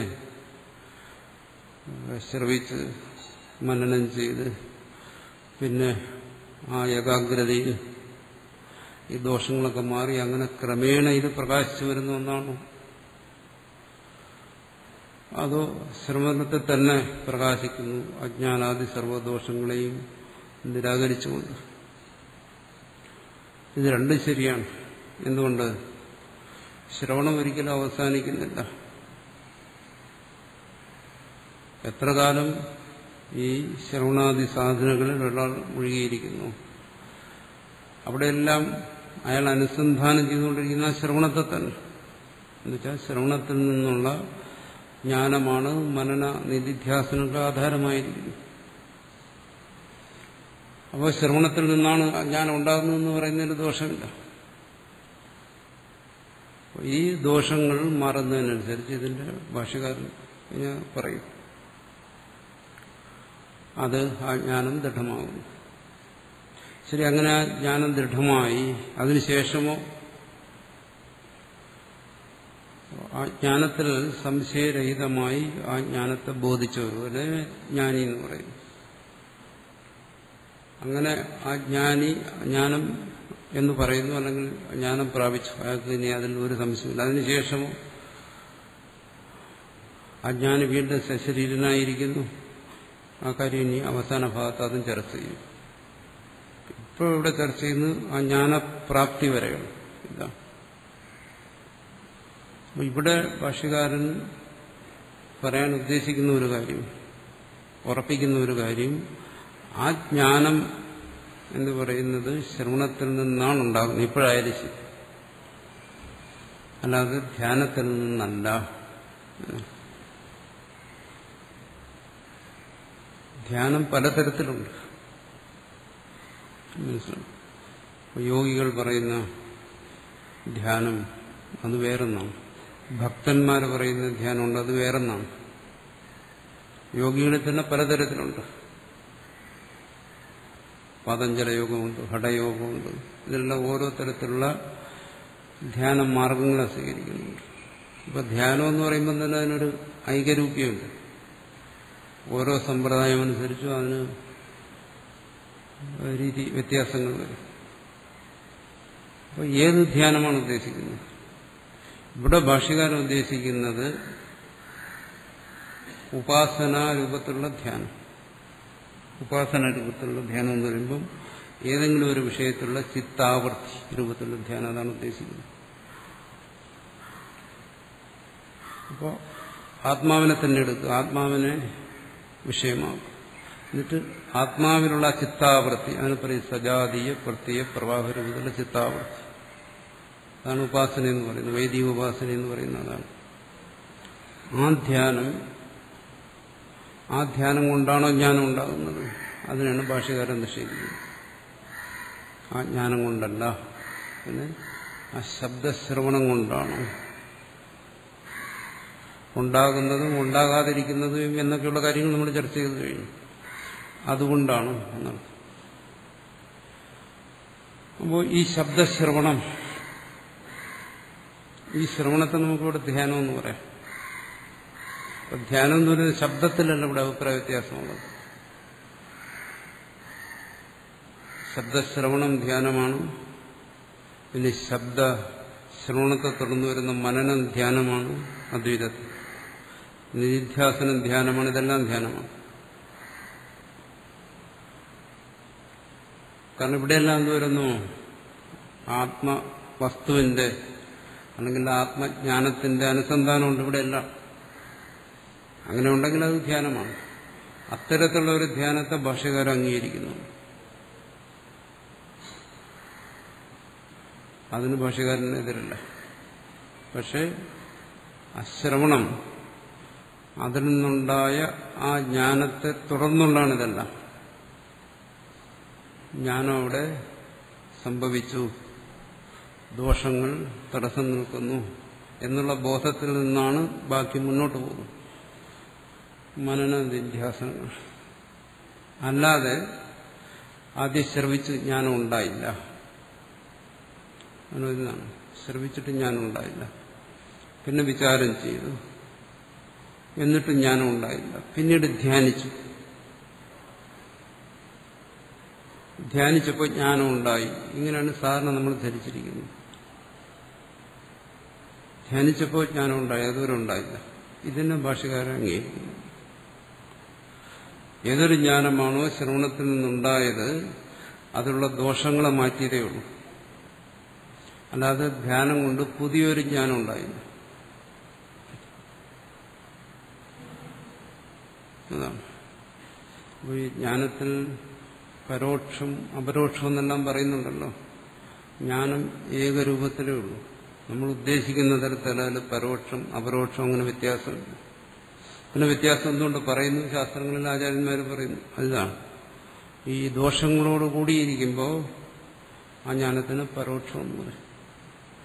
ആ ദോഷങ്ങളെല്ലാം അതിൽ നിന്ന് മാറുമ്പോൾ ആ ജ്ഞാനത്തിന് അപരോക്ഷം എന്ന് പറയുന്നു. ഇത്രയേ ഉള്ളൂ. ജ്ഞാനത്തിന് അവിടെ ഒരിടത്തും മാറ്റം വരുന്നില്ല. വെളിച്ചം അതിന്റെ സ്വരൂപത്തിൽ മാറ്റമൊന്നുമില്ല. അതെങ്ങനെ ഇരുന്നാലും ശരി, അത് മങ്ങിയ വെളിച്ചമായാലും ശരി, പ്രകൃഷ്ട പ്രകാശമായാലും ശരി, സന്ധ്യയ്ക്കുള്ള വെളിച്ചമായാലും ശരി, മധ്യാഹ്നത്തിലെ വെളിച്ചമായാലും ശരി, ആ വെളിച്ചത്തിന്റെ സ്വരൂപത്തിന് വ്യത്യാസം എന്താണ്? അത് പ്രകാശമാണ്. പക്ഷെ അവിടെ ഇരുളിന്റെ ഒരു സ്വാധീനം വരും. ആ വെളിച്ചത്തിൽ എങ്ങനെ ഇരുൾ വരും എന്ന് ചോദിച്ചാൽ നമ്മുടെ അനുഭവമാണല്ലോ. വെളിച്ചത്തിൽ നമ്മൾ കാണുന്നില്ലേ സന്ധ്യയ്ക്ക്? ഇരുളില്ലാത്ത വെളിച്ചം നമ്മൾ കാണുന്നില്ലേ മധ്യാഹ്നത്തിന്? അത് സംഭവിക്കാം. അങ്ങനെ അതുപോലെ അത് വെളിച്ചത്തിന്റെ സ്വരൂപത്തിനൊന്നും സംഭവിക്കുന്നില്ല. പക്ഷെ ഇരുളവിടെ ഉണ്ട്, അതൊരു യാഥാർത്ഥ്യമാണ്. ഇരുളും വെളിച്ചവും കലർന്നതായിട്ട് നമ്മൾ അനുഭവിക്കുന്നു. അതുപോലെ തന്നെയാണ് ഈ ജ്ഞാനത്തിന്റെ സ്ഥിതി. ശ്രുതി അതിനെ അങ്ങനെയാണ് ബോധിപ്പിക്കുന്നത്. അത് ബോധിക്കുമ്പോൾ ആ ദോഷങ്ങൾ ഒരുവനുണ്ടെങ്കിൽ ബോധിക്കുമ്പോൾ അവിടെ അത് മങ്ങിയ രീതിയിൽ അനുഭവപ്പെടും. അതിലെ മറ മാറ്റുമ്പോൾ അതാണ് ഭാഷകാരൻ മുമ്പൊരിടത്ത് നമ്മൾ ചർച്ച ചെയ്തത്. മനന നിധ്യാസനങ്ങൾ എന്തിനു വേണ്ടി അവിടെ പറഞ്ഞു? നിവൃത്തിയർത്ഥാനി. അത് നിവർത്തിപ്പിക്കുന്നതിന് വേണ്ടിയിട്ടാണ്, എന്തെങ്കിലും ഉണ്ടാക്കാൻ വേണ്ടിയിട്ടല്ല. എന്താ നിവർത്തിപ്പിക്കുന്നത്? ഈ ദോഷങ്ങൾ. അത് യജ്ഞത എന്ന് പറയുമ്പോൾ കർമ്മത്തെ ചെയ്യിപ്പിക്കുന്നത് പോലെ എന്തെങ്കിലും ഒന്ന് ചെയ്യിപ്പിക്കാൻ വേണ്ടിയിട്ടില്ല അവിടെ. മറിച്ച് കർത്തൃത്വാദി ദോഷങ്ങൾ, അഹന്താദി ദോഷങ്ങൾ, അജ്ഞാനാദി ദോഷങ്ങൾ, ഈ ദോഷങ്ങളെ നിവർത്തിപ്പിക്കാൻ വേണ്ടിയിട്ടുള്ളതാണ്. അതുകൊണ്ടത് വിധിയല്ല. വിധി പോലെ തോന്നിക്കും, വിധിക്കുന്നില്ല. അത് കർമ്മത്തിലേക്ക് ഒരാളെ പ്രവർത്തിപ്പിച്ചാലേ അത് വിധിയാകും. ഇതെല്ലാം എന്താണ്? നിവൃത്തിപരാണി വാക്യാനി. അത് നിവൃത്തിപരമാണ്. മുമ്പ് ഓർമ്മയുണ്ടോ? ഓർമ്മ ഉണ്ടായിരിക്കും. നിവൃത്തിപരമായ വാക്യങ്ങളാണ്. അതുകൊണ്ട് ആ വിഷയത്തിൽ ആശയക്കുഴപ്പത്തിന് ഒന്നും വരേണ്ട കാര്യമില്ല. അതുകൊണ്ട് ഇവിടെ പറയുന്നത് ചില സംശയങ്ങളുണ്ടാകും. അതുകൊണ്ടാണ് ഞാനിതിവിടെ വിശദീകരിച്ചത്. ശ്രവണകാലേവ, ഇത് തന്നെയാണ് സിദ്ധാന്തം. ജ്ഞാനം ശ്രവണത്തിൽ നിന്ന് തന്നെ ഉണ്ടാകുന്നു എന്നർത്ഥം.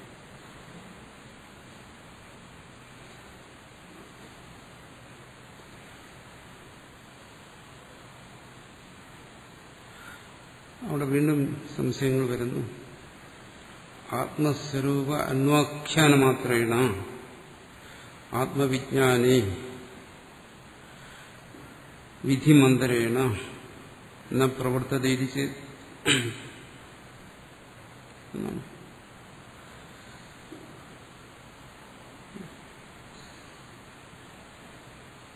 കേവലം ആത്മസ്വരൂപ ബോധനം, അതാണ് ഇവിടെ ഇത്രയല്ലേ പറയുന്നുള്ളൂ. ബ്രഹ്മേ വേദം അമൃതം.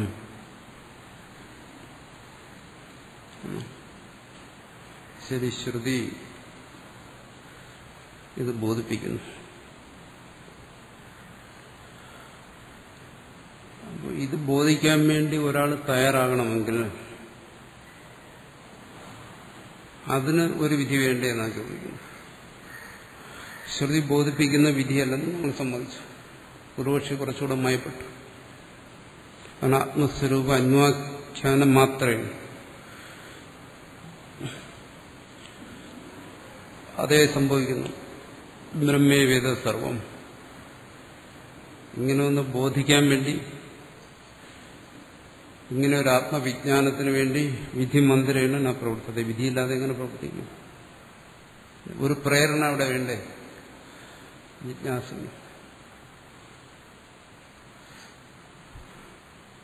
പറയുന്നു വേണ്ട.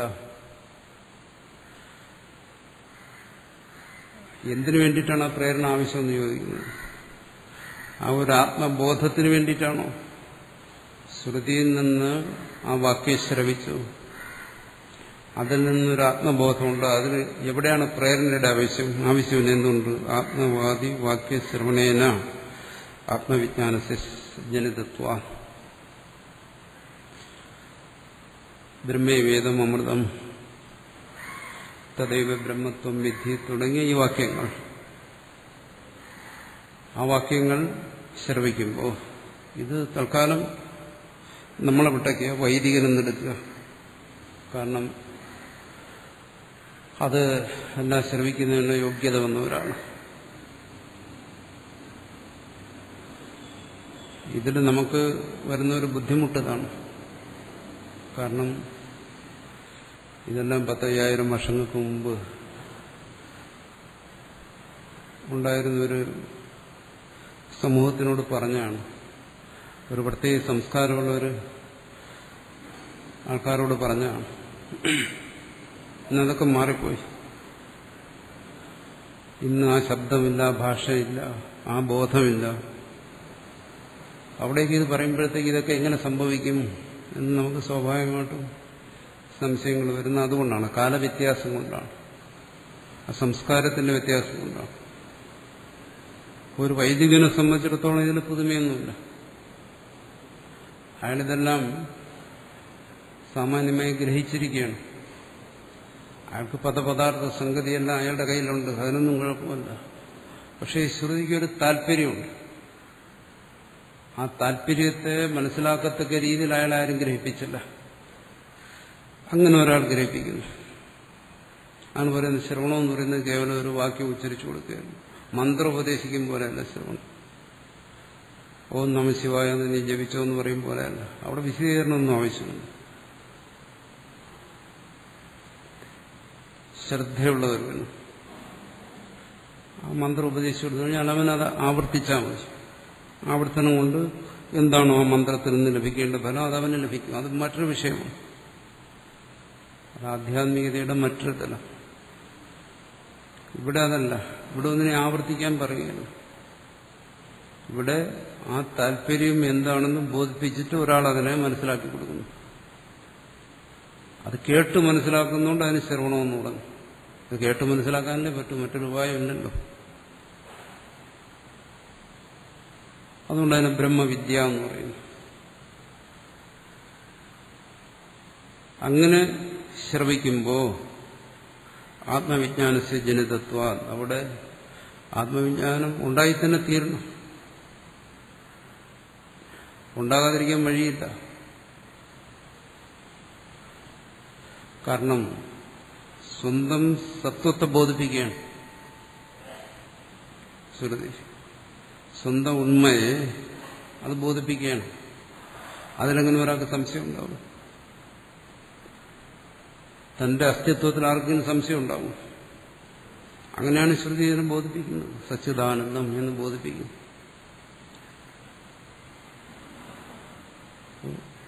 ഈ ശരീരം തുടങ്ങിയ കാര്യങ്ങളെല്ലാം നശിക്കുന്നതാണെന്ന് ഒരുത്തന് തികച്ചും ബോധ്യമുണ്ടെങ്കിലും അവന് തന്റെ അസ്തിത്വത്തെ അംഗീകരിക്കേണ്ടി വരും. അസ്തിത്വത്തെ അംഗീകരിച്ചുകൊണ്ട് തന്നെ അവൻ നാശത്തെ അംഗീകരിക്കുന്നു. അപ്പോൾ ആത്മബോധത്തെ അവന് നിരാകരിക്കാൻ കഴിയില്ല. ആ തരത്തിലാണ് ശ്രുതി അതിനെ ബോധിപ്പിക്കുന്നത്, സച്ചിദാനന്ദമായി ബോധിപ്പിക്കുന്നു, വിജ്ഞാനം ആനന്ദമായിട്ടെല്ലാം ബോധിപ്പിക്കുന്നു. അപ്പൊ ആ ശ്രവണം കൊണ്ട് തന്നെ ഭാഷ്യം നമ്മൾ ചർച്ച ചെയ്യാമെന്ന് പറഞ്ഞാൽ അത് ശ്രവണമാണ്.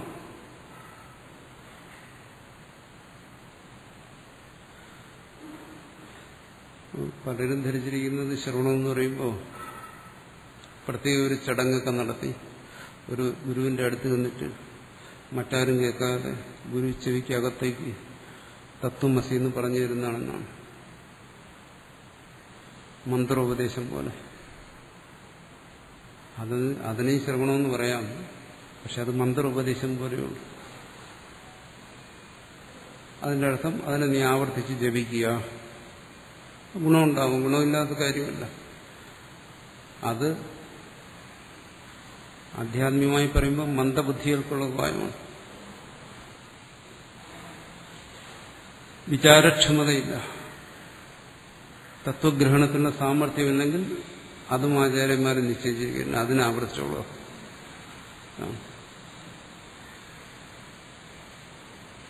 ക്രമേണ എന്തെങ്കിലും മാറ്റം വരും. ഉറുമ്പ് നടന്നാലും ക്രമേണ അവിടെ ഒരു വഴിത്താരം ഉണ്ടാകുമല്ലോ.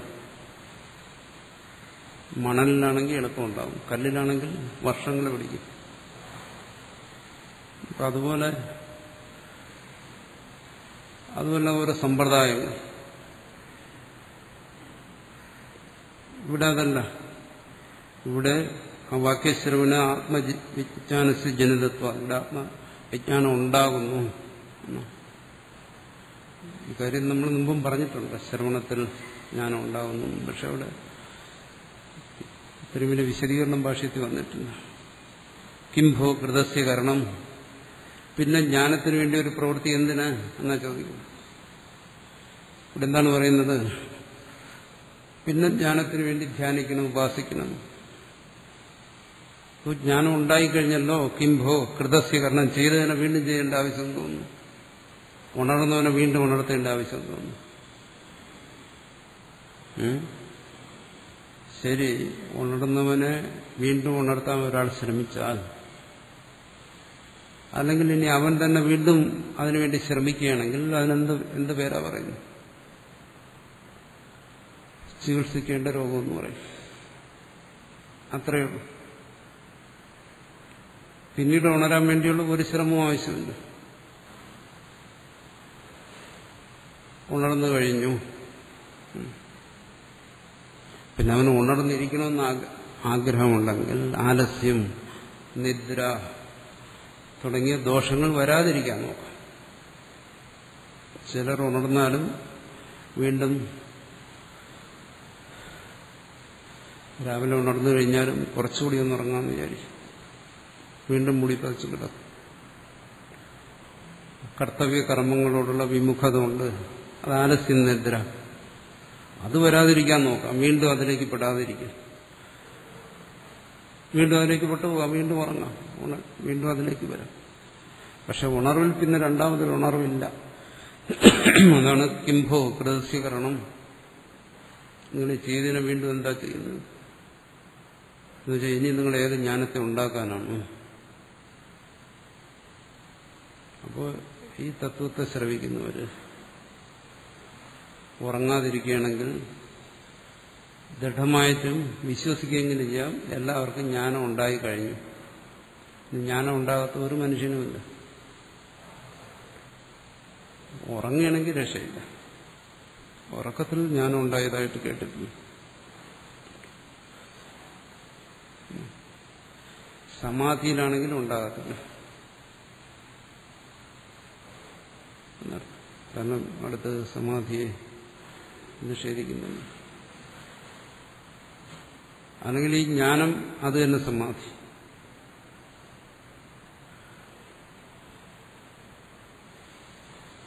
ശ്രവണത്തിൽ നിന്നുണ്ടാകുന്ന ജ്ഞാനം അത് തന്നെ സമാധി എന്ന് പറയും. അതിനി വരുന്ന ഭാഗത്ത് നിഷേധിക്കും. പിന്നെ ജ്ഞാനസമാധി അങ്ങനെയൊക്കെ പറയുന്നുണ്ട്, അത് നമ്മൾ വിശദീകരിക്കും. പക്ഷെ ഗുരുഷി പറയും എന്നാലും ഒരു പ്രേരണയില്ലാതെ, ശ്രുതി പ്രേരിപ്പിക്കാതെ തശ്രവണേ പിന്നെ പ്രവർത്തത്തെ, ശ്രവണത്തിനൊരാൾക്ക് താല്പര്യം ഉണ്ടാവണമെങ്കിൽ പ്രേരണ വേണ്ടേ, അതിനൊരു പറയണ്ടേ, നീ ശ്രവിക്കൂ അങ്ങനെ പറഞ്ഞാൽ അനവസ്ഥാദോഷം വരും. പിന്നെ അതിനൊരു പ്രേരണ, പിന്നെ അതിനൊരു പ്രേരണ, അതിനൊരു പ്രേരണ, അങ്ങനെ പോകും. അനവസ്ഥാദോഷത്തിലേക്ക് പോകും. അവസാനത്തെ പ്രേരണ ഏതാണെന്ന് പിടിയിട്ടത്തില്ല. അതിനാണ് അനവസ്ഥ എന്ന് പറയുന്നത്. ശ്രവണത്തിന് ഒരു പ്രേരണ, ആ പ്രേരണയ്ക്ക് ഇനി ഒരു പ്രേരണ, അങ്ങനെ പോകും. അനവസ്ഥാ പ്രസംഗ യഥാ ആത്മവാദി വാക്യാർത്ഥശ്രവണേ വിധിമന്ത്രേണ പ്രവർത്തതേ തഥാ വിധിവാക്യശ്രവണാഭേദി ശ്രവണേവി വിധിമന്ത്രേണ പ്രവർത്തിഷ്യതീതി വിദ്യന്തരാപേക്ഷ. അനവസ്ഥ വിശദീകരിക്കുകയാണ്. ഇവിടെ എന്താണ് ആത്മാവിനെ കുറിച്ച് പറയുന്ന ആ വാക്യാർത്ഥ ശ്രവണത്തിന് വിധി വേണം. അങ്ങനെയാണെങ്കിൽ കർമ്മങ്ങളെക്കുറിച്ച് പറയുന്ന വാക്യത്തിന് വേറെ വിധി വേണം. തഥാ തദർത്ഥശ്രവണേപി, പിന്നെ ആ വിധിയുടെ അർത്ഥത്തെ ശ്രവിക്കുന്നതിന് വേണ്ടി വേറെ വിധി വേണം. ഈ അനവസ്ഥ പ്രസിദ്ധി ചെയ്ത അതുകൊണ്ട് അതിൻ്റെ ഒന്നും കാര്യമില്ല. ശ്രുതി അത് ബോധിപ്പിക്കുന്നു, അതിനെ ബോധിക്കേണ്ട രീതിയിൽ ബോധിപ്പിക്കുമ്പോൾ അവിടെ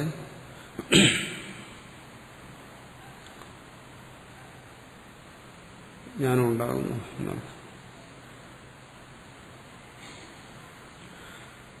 ശ്രവണം തുടരുന്നു എന്ന് പറയുന്നത് എന്തുകൊണ്ട്? ചിലരൊക്കെ പറയും, ഇവിടെ ഇങ്ങനെ കേട്ടിരിക്കും ചിലർ, സർവ്വസാധാരണമല്ല എന്നാലും കേട്ടിരിക്കും, തത്വമസി എന്ന് പറയുന്നത് ശ്രവിച്ചതും അയാൾക്ക് ബോധമുണ്ടായി എന്ന് പറയും. ശ്വേതകേതുവിന് പോലും 9 തവണ ഉപദേശിക്കേണ്ടി വന്നു. എന്നാലും ചിലരങ്ങനെ അവകാശപ്പെടാറുണ്ട്. ഒരു തവണ കേട്ട് ബോധമുണ്ടായി. അങ്ങനെ സംഭവിക്കാമോ എന്ന് പറയും. അങ്ങനെ സംഭവിക്കാൻ എന്തുകൊണ്ട്? അതാണ് പറയുന്നത്, ശ്രവണം അവസാനിക്കുന്നില്ല, അത് സാക്ഷാത്കാര പര്യന്തമുണ്ട്.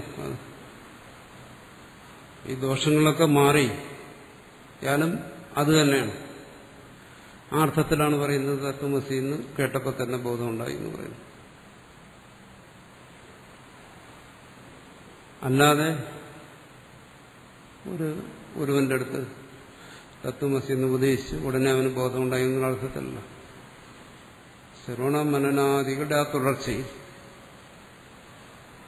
ആ തത്വമസിയിൽ നിന്നുണ്ടായ ആ ബോധം അത് ദോഷങ്ങളൊന്നും കൂടാതെ പ്രകാശിച്ചു എന്ന് മാത്രമേ അതിനർത്ഥമുള്ളൂ. പിന്നെ ആ ജ്ഞാനം അതെങ്ങനെയാണ്, അത് ആത്മാവിനെ എങ്ങനെ വിഷയമാക്കും, ഇത്തരം കാര്യങ്ങളൊക്കെ നമ്മൾ മറ്റു ഭാഗങ്ങളിൽ അത് ചർച്ച ചെയ്തിട്ടുള്ളതാണ്. അങ്ങനെ ഒരു ജ്ഞാനം ഉണ്ടാകാമോ, ആത്മാവിഷയമാകുമോ, വിഷയമാകത്തില്ലേ, അത് മറ്റൊരു വിഷയമാണ്. ഇവിടെ ചർച്ച ചെയ്യുന്നത് ജ്ഞാനം എങ്ങനെ സംഭവിക്കുന്നു, അതും അദ്വൈതാത്മബോധം, അതാണ് പ്രത്യേകിച്ച് ശ്രദ്ധിക്കും. ഇവിടെ നമ്മൾ അദ്വൈതമാണ് നമ്മുടെ വിഷയം.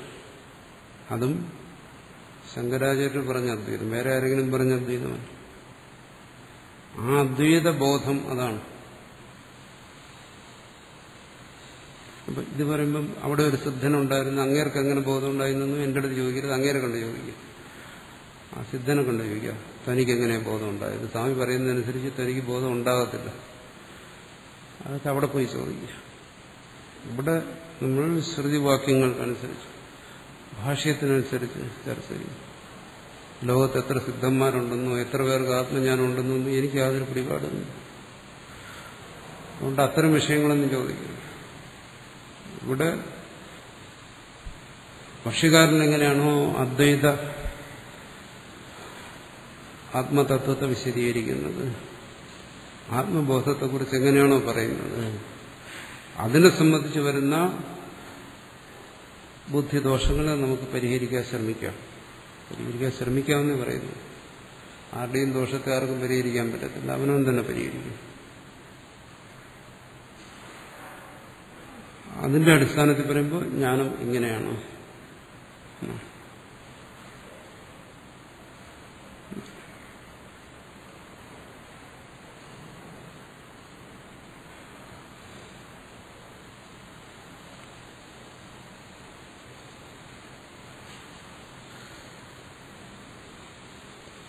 വാക്യജനിത ആത്മജ്ഞാനസ്മൃതി സന്തതേഹി ശ്രവണ വിജ്ഞാനമാത്ര അർത്ഥാന്തരത്വം ഇരിച്ച് ഇവിടെ നിന്നുള്ള മറ്റൊരു വിഷയമാണ്, അത് നമ്മൾ പിന്നീട് ചർച്ച ചെയ്യും.